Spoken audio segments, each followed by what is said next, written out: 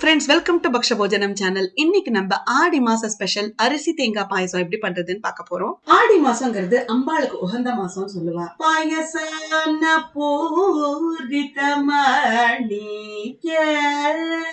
அப்படின்னு அன்னபூர்ணி விசாலாட்சி பாட்டுல வரும். அதே மாதிரி அம்பாள பாயசான பிரியான்னு லலிதா சஹஸ்ரநாமத்துல சொல்லுவா. இந்த ஆடி மாசத்துல ஒவ்வொரு செவ்வாய்க்கிழமையும் வெள்ளிக்கிழமையும் ரொம்ப விசேஷமானது. அந்த நாள்ல நம்ம அம்பாளுக்கு பாயச நைவேத்தியம் பண்ணி வேண்டிட்டா ரொம்ப விசேஷம் சொல்லுவா. சோ நம்ம ஆடி மாச ஸ்பெஷலான அரிசி தேங்காய் பாயசம் எப்படி பண்றதுன்னு நீங்க பார்க்கலாம்.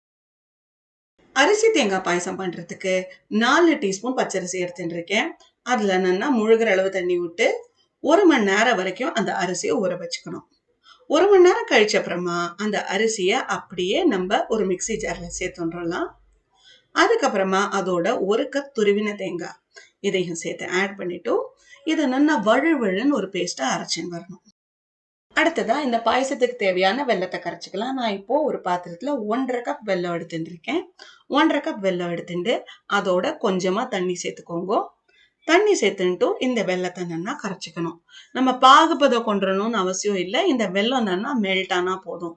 ஸோ மெல்ட் ஆகிற வரைக்கும் அந்த வெல்லத்தை நல்லா கரைச்சிக்கோங்க.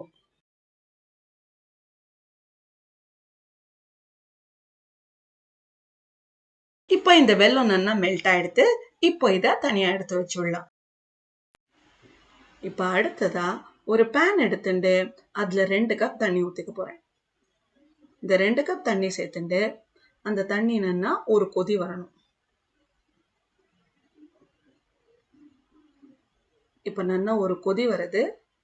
இந்த கொதி வர ஸ்டேஜ்ல நம்ம ஏற்கனவே அரைச்சு வச்சுட்டு இருக்கோம்ல அரிசியும் தேங்காயும் சேர்த்துட்டு ஒரு பேஸ்ட், அதை இதோட சேர்த்துட்டு இதை நல்லா கைவிடாம கலரணும்.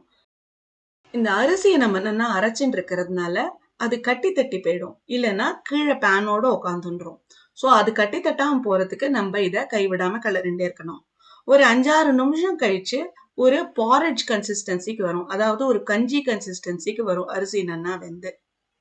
இப்போ அந்த கஞ்சி கன்சிஸ்டன்சி வரும்போது நம்ம எடுத்து வச்சுட்டு இருக்கோம்ல வெல்லம், ஏற்கனவே கரைச்சி வச்சுட்டு இருக்கோம்ல அந்த வெல்லத்தை இதோட நம்ம சேர்த்துக்க போறோம்.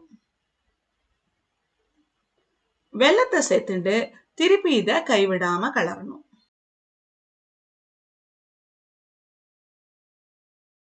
இப்ப வெல்லம் நல்லா ஈவனா மிக்ஸ் ஆனும், அதே நேரம் நம்ம கைவிடாம கலந்து விட்டுட்டே இருக்கணும்.